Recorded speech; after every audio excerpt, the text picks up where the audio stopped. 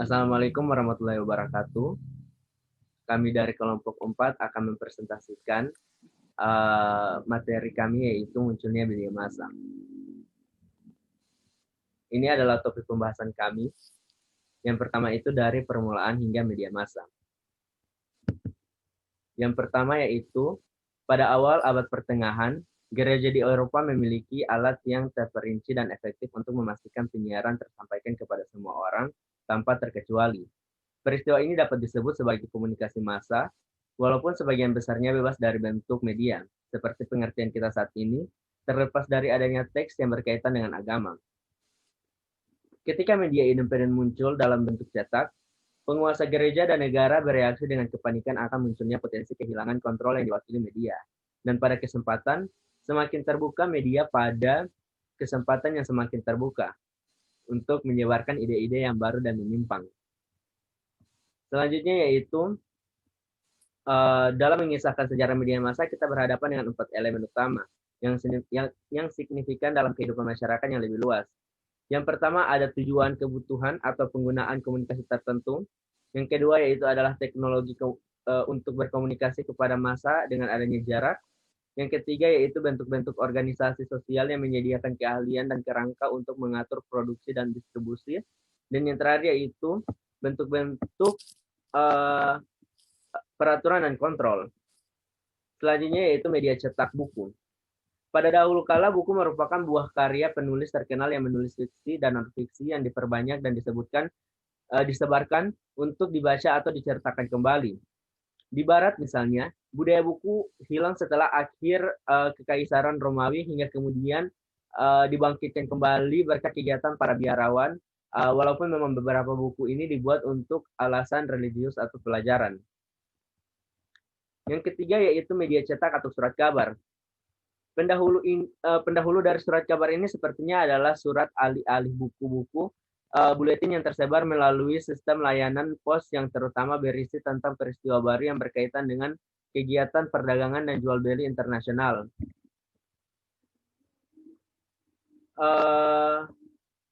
Media cetak lainnya.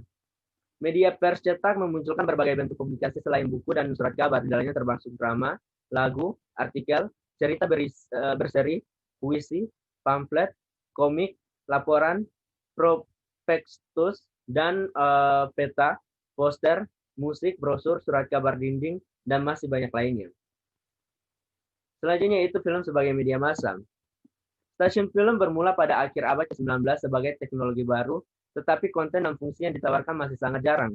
Film kemudian berubah menjadi alat presentasi dan distribusi dari tradisi hiburan yang lebih tua, menawarkan cerita, panggung, musik, drama, humor, dan trik teknis bagi konsumsi populer.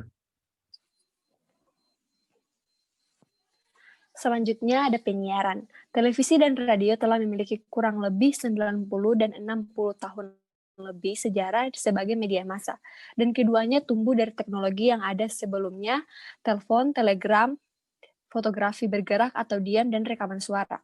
Ciri utama dari radio dan televisi adalah besarnya peraturan, kontrol, atau lisensi oleh penguasa yang awalnya datang dari kebutuhan teknis, kemudian dari campuran antara pilihan demokratis, kepentingan negara, kenyamanan ekonomi, dan budaya lembaga yang bebas.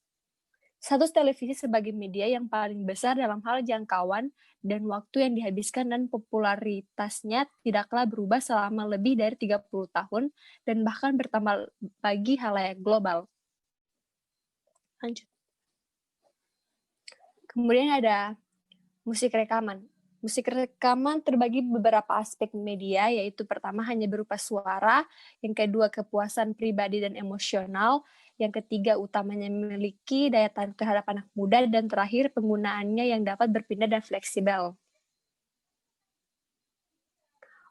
Kemudian ada aspek institusional. Yang pertama ada peraturan yang kendur, yang kedua ada internasionalisasi yang tinggi, yang ketiga ada terhubung dengan industri media besar, dan yang keempat ada fragmentasi organisasi, dan kelima inti dari budaya anak muda.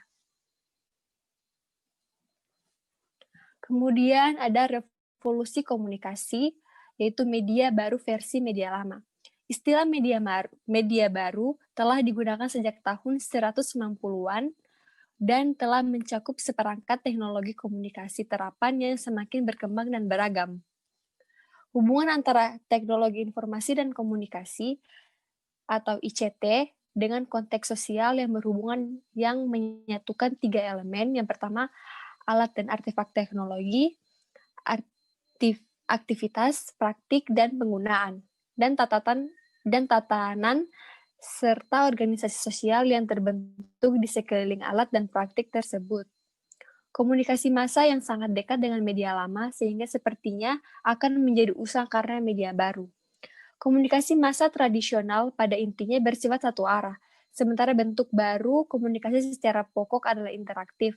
Komunikasi media memiliki beberapa hal sebelum tidak menjadi massal dan tersentralisasi. Kemudian ada perbedaan di antara media. Hal ini sebagian dikarenakan beberapa bentuk media saat ini disebarkan melalui berbagai saluran penyiaran yang berbeda. Hal yang kedua, semakin menyatukan teknologi karena digitalisasi hanya dapat memperkuat oleh kecenderungan ini.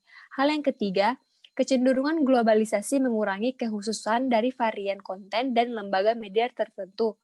Hal yang keempat, tren yang berlanjut menuju integrasi perusahaan media global dan nasional telah mendorong penyatuan media yang berbeda di bawah satu atap, mendorong konvergensi dengan cara yang berbeda. Kesimpulannya adalah, beberapa teknologi bertahan dari pergulatan evolusi dan beberapa yang lain tidak atau tidak dibahas di sini. Hal yang sama berlaku bagi beragam penggunaan media. Tidak ada logika yang menentukan. Perlu dicatat fakta bahwa semua media yang digambarkan masih ada hingga saat ini dan tumbuh dengan cara mereka sendiri, walaupun adanya prediksi yang berulang bahwa satu media besar akan mengalahkan pesaing yang lemah. Mereka menemukan cara untuk beradaptasi terhadap kondisi yang berubah serta pesaing-pesaing baru. Terima kasih. Itulah dia presentasi dari kami kelompok 4. Bila ada kekurangan atau kelebihan, mohon maaf. Wassalamualaikum warahmatullahi wabarakatuh. Waalaikumsalam.